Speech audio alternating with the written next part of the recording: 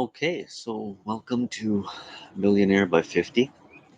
You're probably wondering what's going on. This is the first video blog I've ever really done. Um, my name is Ian Quick. I am 47, will be 48 in the fall, and it's currently June 19th. So basically, in roughly 2 years and 3 months, I'm going to be 50. I come from a family that was relatively well off. Um, my own career choices have led through a roller coaster of financial situations, but things have been pretty good these last um, 8 years or so. However, COVID hit. I'm sure a lot of you right now are at home still, and a lot of you have hit financial hardships. I haven't worked in 3 months. I work in the entertainment industry, predominantly. I'm a specialist in children's birthday parties and so forth. Excuse the mosquitoes. So what winds up happening is, obviously, I can't entertain kids right now. Nobody wants to get close. And as a result, I was forced to see that the savings I had were not that great and are slowly dwindling away. So my wife and I have made a conscious decision to reevaluate how we're doing our finances, how we're getting along that way. And we've started to study stuff. It's great because we're kind of on the same page here about where we'd like to be.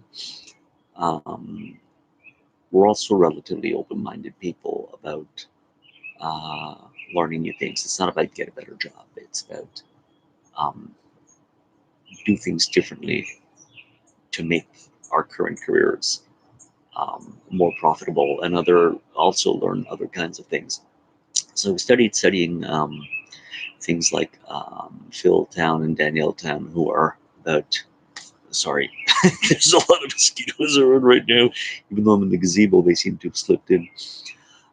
Phil Town and Danielle Town, who are all about stock market investing for long term, not these short day trade things, but really how to invest wisely and just watch that compound interest grow um, and make yourself rich long term. But beyond that, we've also started studying stuff like Think and Grow Rich, Napoleon Hill, um, and The Science of Getting Rich by Waddles, and studying videos from Bob Proctor and Sandy Gallagher. And I don't know if these names mean anything to you now, but they're certainly things that you should look into if you're interested in doing this. And what we've discovered is that it all kind of starts off with a mindset. I know it sounds so simplistic, and yeah, just think rich and you'll become rich. And that's basically it. I mean, there's more to it in the sense that just saying think rich sounds easy, but it's really about shifting your mindset, your paradigms, and that's not always easy. That's a journey of personal growth. And that's what we're trying to do here. Um, so I've decided to help me change my mindset to really believe that I'm going to be a millionaire by age 50. I need to integrate this down here. You know, it's one thing to just think about it and have wishful thinking, but to truly integrate it and believe it. And that's the first step in pretty much everything. So to me, this video blog is about convincing myself, really.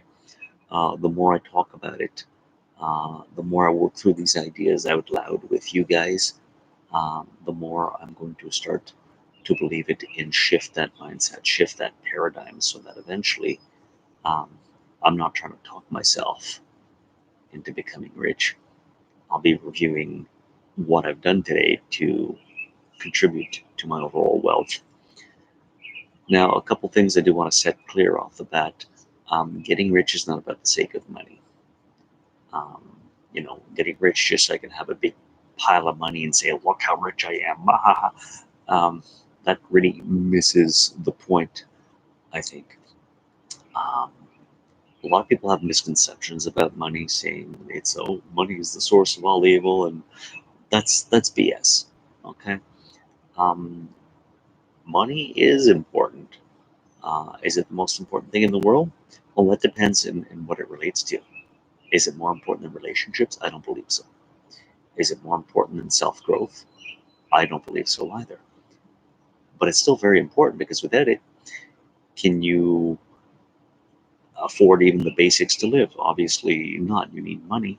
But if it's just about the basics to live, rent, clothing, and food, you don't need to be rich. What wealth does, which means a lot of money, is it allows you to afford the time and the experiences to grow yourself as a person, to have new experiences, and to share that and to actually make a contribution to the world. Some rich people never do. They just hoard their money, which is unfortunate. But a lot of people make really, really great contributions to mankind because they can afford to. They don't have to worry about the bills. They don't have to worry about anything. And if they see a cause, they get involved with it. They want to educate people on something, they get involved with it. They want to transform the world around them. They can afford to do it. Um, and that's kind of the point. I'm not out to change the whole planet. Um, my motives are perhaps not that far reaching. Um, but I want to make the world a better place. That's part of why I became an entertainer. Um, I love to entertain simply because I love to make people feel good in the moment. I know a lot of us go through periods in our lives where we worry about all sorts of things. We stress about money, we stress about relationships, we stress about our jobs, we stress about our kids, we stress about so many things. And not that I recommend escapism. You have to deal with reality, but sometimes a little escape is great. And to me, that's what entertainment does: is it allows you momentary respite to get away from all your problems and to just enjoy the moment. Um, so, as an entertainer, I'm primarily a magician, amongst other things. But when I can do a trick and have people go, "Oh my God, how'd you do that?" And even adults, uh, they forget everything for a moment and just become a kid and live in the sense of wonder. That's my purpose. This is what I want to do. And having wealth will allow my family and I to do what we want to do, to fulfill ourselves, to reach our purposes, to be comfortable doing it. Let's be honest. I don't want to live in comfort. Um, and just make the world a generally more positive note. So that's my motive for this. The deadline by 50 is because, if you don't have a fixed goal in mind, it's just always going to be out there someday. And I figure 2.25 years is going to be a challenge, but it's not impossible.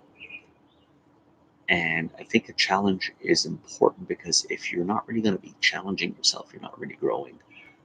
This is forcing me to really kick my actions into gear and follow through on them.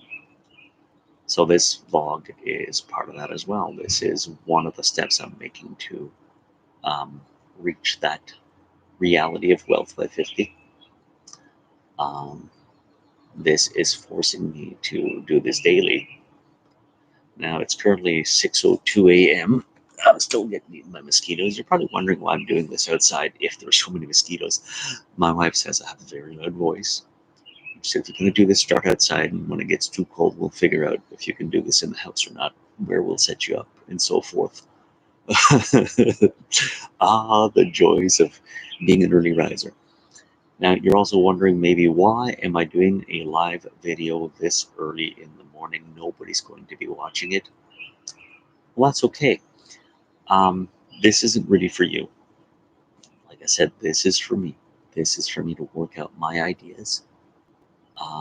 If there are people out there watching and they get something out of this, great. If you want to comment, great. I'd love feedback. I would love to discuss ideas with you. That's always something great. Hopefully, the sound on this is not too bad. I'm trying to keep my voice from being too powerful right now. I can't tell if the mic kit was reading me right or not, but we'll see what happens. I might have to reshoot this entirely again. Who knows? So that's that, and I just noticed something here. Does that make a difference? Probably not. Okay. So the other reason I'm doing this early in the morning is all the books say that the truly successful people are early risers. They get started on their day. They don't linger and push off their day and stay in bed and so forth. They're up early. They do the things. Most people are more productive in the morning than the afternoon or evening, anyways. I can tell you myself, I'm very productive in the morning. After dinner time, I'm pretty much just a lump. I want to just sit there, relax, unwind, and not have to think about anything. So this is better for me to do this in the morning. Um, will I be consistent and do it every day at 6 a.m.? I don't know. There's such a thing called life. I have a 3-year-old at home who sometimes gets up at 6 and sometimes gets up at 8. So things might fluctuate a little bit. Also, I've probably chosen one of the worst days to start this because tomorrow is Father's Day. Father's Day and my birthday are probably the only 2 days of the year where I do get to sleep in. Not that I want to sleep in regularly. I'm naturally an early riser, but every now and then life just catches up to you and you want a break. You want a rest, a day off. And Father's Day to me is that it's a day off. Um, so what time will I do this tomorrow? I don't know. I still plan on doing it because it's my day. I can do what I want. But we'll see. But probably most times this will be relatively early in the morning. So what will I be talking about? Well, like I said, I'll be hashing out ideas, predominantly talking myself into this proper mindset to shift my paradigms. Talk about what paradigms are another day. That's one of the things we'll be talking about: what creates a mindset, what your mind's composed of, and why it works the way it does. I'm one of these people who needs to understand things, and I know sometimes they want you to just do it on faith, um, but I still like to understand the process of why things work the way they do. Um, because the more I understand something, the easier it is to convince myself of it. I see the value behind it. I'll also be talking about investing principles sometimes. I'll be talking out business ideas, whether they work or not. I'll be talking about my trials and tribulations. Um, Hopefully, a lot of successes. But I do want to start with a bit of an anecdote and why the mind shift set, why my wife and I think it's important. After reading a bunch of stuff and watching Bob Proctor videos recently, um, I've reflected on my past life and how there have been certain moments in my life where I've really been creative and productive and have manifested things because my mind was already set to it. Um, just to give you a brief history of that, um, I published a book. I was really into it and dedicated and worked it. I co-wrote, produced, and starred in a big stage casino illusion show. Um, that was a lot of fun. Um, on a personal note, I've been married previously once, and after the marriage, of course, you go through that singles period where you're not ready for a relationship. Uh, but at one point, then I realized I was again, and simply by virtue of changing that mind shift, it didn't too long before I met someone incredible, and I'm now happily married to this wonderful woman. It'll be going on 9 years marriage in November. So, yay, essentially manifested a partner because I was ready for it. Uh, where my wife and I used to live, to be honest, it wasn't that great of a neighborhood. We were there right when the 2008 recession hit and money was tight. And for a while, we had to struggle. And the neighborhood got worse and worse and worse. If you see me shifting like this, it's mosquito bites. Um, so at one point, we decided we had to move out of there. And we really, really changed our attitude about this. The apartment we were in was always supposed to be a placeholder, and we wound up being there for about 8 years. And we said at one point, it's like, no, enough is enough. We have to find a place. And I kid you not, just by changing that mindset, within a few weeks, we found um, where we are now, which, while is not a mansion by any means, is infinitely better than that last place. It's in a nice neighborhood, big backyard, a lot of nature around us, trails nearby, close to everything, and it's a nice neighborhood. Um, so, whenever we really committed to something, we did. After 2008, after the recession, I had to shift the way my business was working because I used to be predominantly a corporate magician, and corporate functions pretty much tanked after that.